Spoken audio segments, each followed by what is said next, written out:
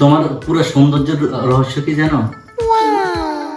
তোমার এই দুইটা এই যে তিলগুলো আছে না, তিলগুলো তুমি আসলে অনেক কিউট দেখতে বাচ্চা। তুমি অনেক কিউট। আমি আস্তে দুষ্টামি করে থাপড় দিছি। আমি দুষ্ট করে থাকতেছি। এত করে দিছি আমি। আমি এত করে দিছি। তুমি